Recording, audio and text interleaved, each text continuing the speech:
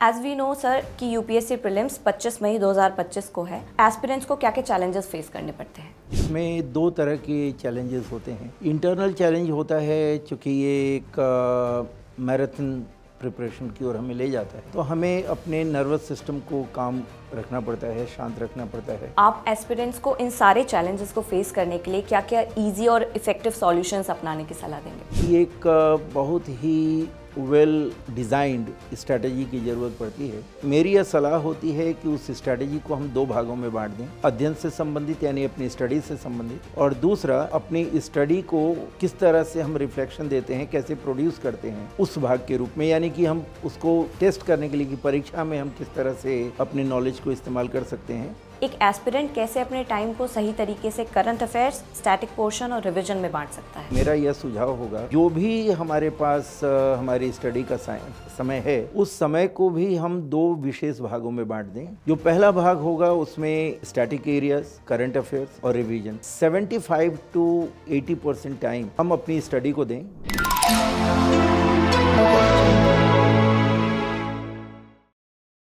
नमस्कार दर्शकों, vision IAS संवाद के इस नए एपिसोड में आपका स्वागत है। यूपीएससी प्रीलिम्स की तैयारी एक मैराथन की तरह है, जहां हर कदम पर टाइम का सही इस्तेमाल और लगातार प्रैक्टिस आपको अपने टारगेट तक पहुंचने में मदद करती है। आज इसी कॉन्टेक्स्ट में हम विजन आईएएस के फ्लैगशिप प्रोग्राम अभ्यास के बारे में डिटेल में बात करेंगे और हमारे सारे सवालों का जवाब देने के लिए हमारे साथ मौजूद हैं विजन आईएएस की expert faculty Ashok sir. Sir, आपका संवाद में बहुत बहुत स्वागत है। धन्यवाद मैम अवसर देने का।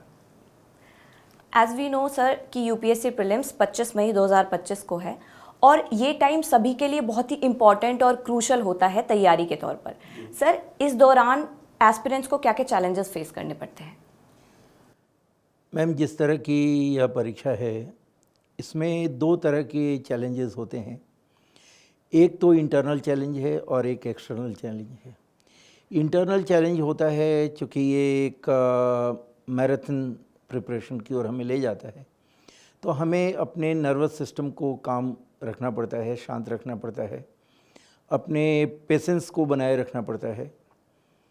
और दूसरी तरफ जहाँ तक एक्सटर्नल चैलेंजेस का सवाल है, वह है अध्ययन से संबंधित। विशेष तौर पे प्रारंभिक परीक्षा की तैयारी में विषय स्पष्ट रूप से परिभाषित नहीं होते हैं, तो चूँकि अनडिफाइंड होता है, उसका कोई लिमिट नहीं होता, तो उसमें हमें विस्तार से पढ़ने की ज़रूरत होती है। रिलेटिवली अनप्रेडिक्टेबिलिटी होती है नेचर ऑफ क्वेश्चंस की, और कंसिस्टेंसी को बनाए रखने की बड़ी आवश्यकता होती है। तो अगर एक विद्यार्थी इस तरह की परीक्षा दे रहा है, तो उसके सामने ये दो तरह की चुनौतियाँ इंटरनल और एक्सटर्नल होती हैं, और इन्हीं के बीच में उसे अपने आप को मेंटेन करके, अपने को बैलेंस करके आगे बढ़ना होता है। जी सर, आपके एक्सपीरियंस को देखते हुए आप एस्पिरेंट्स को इन सारे चैलेंजेस को फेस करने के लिए क्या क्या इजी और इफेक्टिव सॉल्यूशंस अपनाने की सलाह देंगे? मैम, नेशनल लेवल की ये परीक्षा है, all India civil service exam है, तो मैं ऐसा मानता हूँ कि एक बहुत ही वेल डिज़ाइंड स्ट्रैटेजी की ज़रूरत पड़ती है। और मेरी यह सलाह होती है कि उस स्ट्रैटेजी को हम दो भागों में बांट दें। एक तो अध्ययन से संबंधित यानी अपनी स्टडी से संबंधित, और दूसरा अपनी स्टडी को किस तरह से हम रिफ्लेक्शन देते हैं, कैसे प्रोड्यूस करते हैं उस भाग के रूप में, यानी कि हम उसको टेस्ट करने के लिए कि परीक्षा में हम किस तरह से अपने नॉलेज को इस्तेमाल कर सकते हैं। इन दो भागों में बांटने की आवश्यकता है। जहाँ तक पहले भाग का सवाल है, जहाँ स्टडी पर हम बल देते हैं, अध्ययन पर बल देते हैं, तो हमारा यह सुझाव होता है कि जो मानक पुस्तक है, यानी कि जो स्टैंडर्डाइज बुक्स हैं, चाहे वह एनसीईआरटी की हो या टेक्स्ट बुक हो, या जो भी सब्जेक्ट एक्सपर्ट्स ने बताया हो, वैसे बुक्स को ही ध्यान में रखना चाहिए। और हमेशा यह कोशिश करनी चाहिए, विशेष तौर पर कॉन्स्टिट्यूशन, पॉलिटी एंड गवर्नेंस के संदर्भ में अगर मैं आपसे चर्चा करूं, तो विशेष तौर पर हमारा ध्यान इस बात पर होना चाहिए कि कंसेप्चुअल क्लैरिटी हो। और जब मैं कंसेप्चुअल क्लैरिटी की बात कर रहा हूं, तो मैं स्टैटिक पोर्शन और साथ ही साथ उसका जो करंट एस्पेक्ट है जो रिलेटिवली डायनेमिक होता है, दोनों के कोहेरेंट स्टडी को दोनों के साथ सामंजस्य स्थापित करते हुए दोनों की न सिर्फ अवधारणात्मक समझ यानी कंसेप्चुअल क्लैरिटी को डेवलप किया जाए, बल्कि उसके फैक्ट को भी समझने की कोशिश की जाए, तो हमारी स्टडी एक सही डायरेक्शन में होगी। दूसरी बात स्टडी की यह होती है कि हम जो रोट लर्निंग होता है, जिसमें हम रटने पर ज़्यादा ध्यान देते हैं, जिसको टेक्निकली अगर मैं आपसे कहूँ तो रीडिंग पे हम ज़्यादा ध्यान देते हैं और तब तक पढ़ते रहते हैं जब तक वो तथाकथित रूप से हमें याद न हो जाए। उसके स्थान पर हमें डीप लर्निंग में जाने की ज़रूरत होती है, और जब हम डीप लर्निंग में जाते हैं तो वहाँ पर रीडिंग की जगह पे रिवीजन की ओर जाते हैं। जहाँ पर हम रिवाइज करने की कोशिश करते हैं वहाँ पर हमारी रीथिंकिंग होती है, रीडिज़ाइनिंग होती है, रिफ़ाइन करते हैं हम अपने सब्जेक्ट को, अपने टॉपिक को, और उसके परिणाम स्वरूप जो हमारा टॉपिक होता है, जो हमारी अंडरस्टैंडिंग होती है, उसमें क्लैरिटी ज़्यादा आती है, उसका इफ़ेक्टिवनेस बढ़ जाता है। वो इन डेप्थ जब हम एनालिसिस करते हैं तो चीज़ों को रिटेन करना हमारे लिए ज़्यादा आसान हो जाता है। इसलिए हमारा सुझाव होता है कि रिवीजन किया जाए, न कि रीडिंग, क्योंकि रिवीजन से हम रिटेन कर पाते हैं। और तीसरे चरण में मैं ये सुझाव देना चाहता हूँ कि जब हमने स्टैटिक सब्जेक्ट को या उसके करंट एस्पेक्ट को समझ लिया है, रिवाइज कर लिया है, तो फिर हम प्रीवियस ईयर्स के क्वेश्चंस को सॉल्व करने की कोशिश करें, ताकि हमें यह पता चल सके कि हमारा स्ट्रेंथ क्या है और हमारा वीकनेस क्या है। अगर हम समय पे अपने वीकनेस को समझ लेते हैं तो उसको दूर कर सकते हैं, और स्ट्रेंथ को जान लेते हैं तो उसको और ज़्यादा मजबूत कर सकते हैं। तो एक ओवरऑल होलिस्टिक स्ट्रैटेजी लेकर तैयारी अगर हम करते हैं तो निश्चित तौर पे हम सफलता की संभावना को बढ़ाते हैं। जी सर, जैसे अभी हम चैलेंजेस की बात कर रहे हैं तो यूपीएससी एस्पिरेंट्स जो हैं वो टाइम मैनेजमेंट को एक बहुत बड़ा चैलेंज मानते हैं। इसी संदर्भ में आपसे मैं ये समझना चाहूँगी कि एक एस्पिरेंट कैसे अपने टाइम को सही तरीके से करंट अफेयर्स, स्टैटिक पोर्शन और रिवीजन में बांट सकता है। मैम, जितने भी कैंडिडेट्स होते हैं, मैं ऐसा मानता हूँ कि सभी के पास 24 घंटे ही होते हैं। उसी 24 घंटे को क्वालिटेटिवली डिवाइड करने की आवश्यकता होती है। और यहाँ पर भी मैं जैसा पहले आपको स्ट्रैटेजी के संदर्भ में अपना विचार रखा, तो उसी को ध्यान में रखते हुए मेरा यह सुझाव होगा कि जो भी हमारे पास हमारी स्टडी का समय है, उस समय को भी हम दो विशेष भागों में बांट दें। जो पहला भाग होगा उसमें स्टैटिक एरियाज, करंट अफेयर्स और रिवीजन, ये तीनों हमारी स्टडी से जुड़े हुए हैं। मेरा यह सुझाव होगा कि 75 to 80% टाइम हम अपनी स्टडी को दें, और उसमें से स्टैटिक पोर्शन को हम लगभग 40% का टाइम दें। उससे रिलेटेड जो हमारा करंट एस्पेक्ट है उस पे हम लगभग 20% का टाइम दें, और बाकी जो समय है उसको रिवीजन पे दें। जैसा मैं पहले भी कहा था कि रिवीजन जितना हम करेंगे, रिटेंशन हमारा बढ़ेगा, और उसी टाइम पीरियड का जो दूसरा भाग होता है जिसमें हम प्रीवियस ईयर्स के क्वेश्चंस या नए क्वेश्चंस को सॉल्व करें। हमारा ये मानना है कि जब हम एक स्टूडेंट के रूप में, एक कैंडिडेट के रूप में टाइम को डिवाइड करते हैं, तो टाइम का डिवीज़न केवल स्टडी के फॉर्म में नहीं होना चाहिए। उसका जो परफॉर्मेंस है, जो हम प्रीवियस ईयर्स के क्वेश्चन करते हैं या नए क्वेश्चंस करते हैं, तो उनके लिए भी हमारा समय उसी में शामिल होना चाहिए, और तब जाकर हम एक जो होलिस्टिक प्रोग्राम है उस प्रोग्राम के साथ आगे बढ़ सकते हैं। तो 40% स्टैटिक पे हम दे सकते हैं, 20% हम जो उससे रिलेटेड करंट एस्पेक्ट है उस पे दे सकते हैं, और उसके बाद हम 20% रिवीजन पे दे सकते हैं, 15% हम अपने क्वेश्चन आंसर सॉल्यूशन पे दे सकते हैं। तो इस तरह से हमारा मानना है कि एक बैलेंस्ड अप्रोच हम लेकर आगे बढ़ सकते हैं। जी सर, यूपीएससी प्रीलिम्स में करंट अफेयर्स की बहुत इंपॉर्टेंस है, तो स्टूडेंट्स उसको कैसे प्रिपेयर कर सकते हैं अपने स्टैटिक पोर्शन को साथ में लेके चलते हुए? जी यहाँ पर मेरा ऐसा मानना है कि 3-4 ऐसे विषय हैं जिनका करंट अफेयर से ज़्यादा संबंध है, जैसे Indian economy, environmental science, constitution and polity, और इनके अलावा कुछ मिसलेनियस जैसे अवार्ड्स एंड बुक्स वगैरह होते हैं या कोई इवेंट्स होते हैं। तो इन क्षेत्रों से करंट अफेयर्स के जो कंटेंट्स होते हैं वो हमें मिलते हैं। तो मेरा ऐसा मानना है कि अगर कोई विद्यार्थी इकॉनमी की तैयारी कर रहा है तो वह इकोनॉमिक सर्वे और बजट पे विशेष ध्यान दे, या वह एनवायरमेंटल साइंस पे काम कर रहा है, उसकी तैयारी कर रहा है, तो अगर कोई एनजीटी के कदम उठाए गए या एनवायरमेंटल साइंस से रिलेटेड, पोल्यूशन से रिलेटेड, पोल्यूशन चेक से रिलेटेड कोई इंटरनेशनल और नेशनल इवेंट्स हुए, या कोई स्ट्रैटेजी बनाई गई, कोई प्लान बनाया गया गवर्नमेंट के द्वारा, तो वैसी चीज़ों पर ध्यान दे। अगर वह कॉन्स्टिट्यूशन और पॉलिटी जैसे विषय की तैयारी कर रहा है तो कॉन्स्टिट्यूशन में अगर कोई अमेंडमेंट हुआ हो, या सुप्रीम कोर्ट के जजमेंट्स आए हों, या पार्लियामेंट ने कोई लॉ बनाया हो, या फिर कोई ऐसे कमेटी बनी हो जिसने कोई रिपोर्ट दिया हो, तो इन सारी चीज़ों पर हमें ध्यान देने की आवश्यकता है। और यहाँ पर मैं इस बात पर बल दूंगा कि इनको एक अलग विषय के रूप में ना लेकर के जो हमारा स्टैटिक पोर्शन है उसी का एक्सटेंडेड पार्ट बनाकर अगर हम प्रिपेयर करते हैं तो मेरा मानना है कि ज़्यादा इंटीग्रेटेड स्टडी होगी और हम ज़्यादा कंपोज्ड स्टडी की तरफ जाएंगे, और न सिर्फ उससे हमारा समय बचेगा बल्कि जो तैयारी की जा रही है उस तैयारी को हम ज़्यादा अच्छी तरह से मजबूत करने में कामयाब होंगे। जी सर, विजन आईएएस का जो अभ्यास प्रीलिम्स एग्ज़ाम्स है वो इसी पर्पस के लिए डिज़ाइन किया गया है। अभ्यास एग्ज़ाम 2025 किस बारे में है?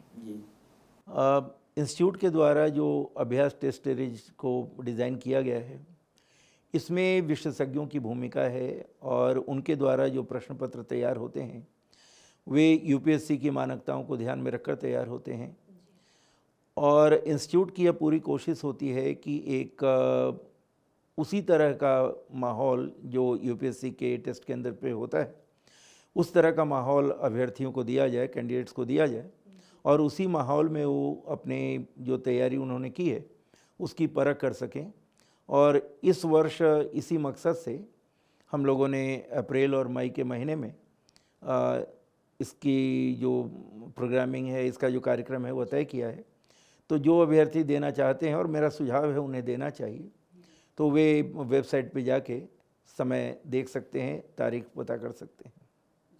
सर, पिछले कुछ वर्षों में हमने देखा है कि यूपीएससी एग्ज़ाम में सिलेक्टेड टॉप 50 स्टूडेंट्स में से हर 3 में से एक अभ्यास प्रीलिम्स मॉक टेस्ट सीरीज़ को अटेम्प्ट करता है।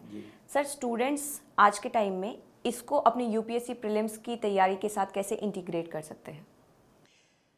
ये मेरा मानना है कि जितने भी सीरियस कैंडिडेट्स हैं उनके लिए अभ्यास टेस्ट सीरीज उसी तरह का होना चाहिए जिस तरह से वो यूपीएससी की मुख्य वास्तविक परीक्षा जो प्री की होगी उसमें जाना चाहते हैं।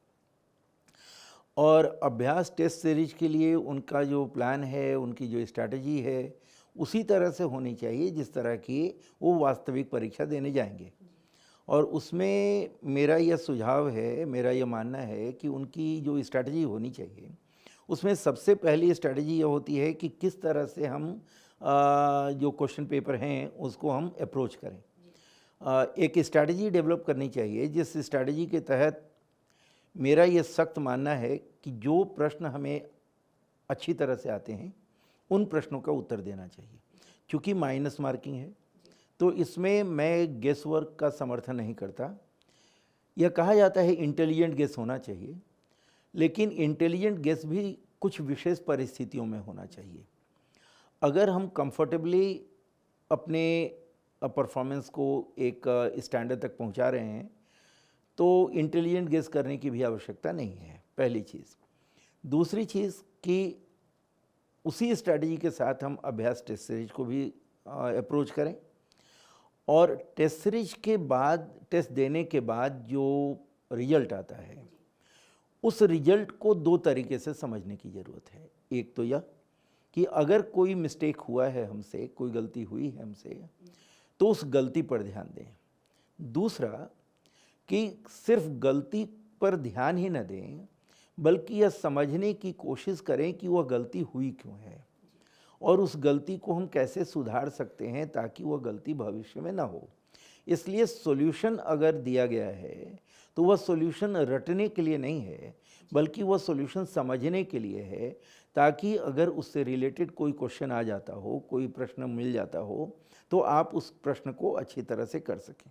यह कोई ज़रूरी नहीं है कि जो प्रश्न पूछा गया वह हूबहू उसी तरह का प्रश्न यूपीएससी पूछे, लेकिन वैसा ही पूछ सकता है। तो हमारी एक संपूर्ण तैयारी तभी होगी जब हम सॉल्यूशन को रटने की जगह पे सॉल्यूशन को समझने का प्रयास करें, ताकि मिस्टेक्स को फ्यूचर में अवॉइड किया जा सके। जी सर, सब्जेक्ट स्पेसिफिक एडवाइस की अगर मैं बात करूं तो आप यूपीएससी एस्पिरेंट्स को क्या सलाह देंगे कि वो पॉलिटी को कैसे अप्रोच करे, खासकर उसके जो रीसेंट ट्रेंड्स हैं उसको देखते हुए?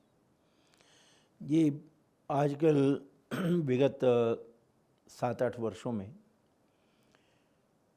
जो क्वेश्चंस के पैटर्न हैं उसमें चेंजेस आया है। मेरी समझ से क्वेश्चन कंसेप्चुलाइज हुए हैं और करंट एस्पेक्ट से यानी डायनेमिक एस्पेक्ट से उसको जोड़ा गया है।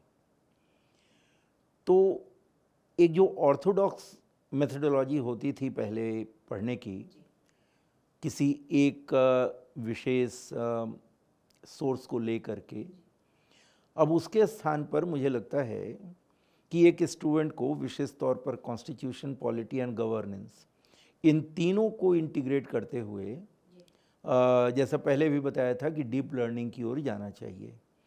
विशेष तौर पर जो कॉन्स्टिट्यूशनल प्रोविजंस हैं, उसके पैरामीटर्स हैं, जो कॉन्स्टिट्यूशनल प्रोविजंस के स्पिरिट्स हैं, उसको ध्यान में रखने की आवश्यकता है। और उस कॉन्स्टिट्यूशन के बेस पे जो जिस तरह से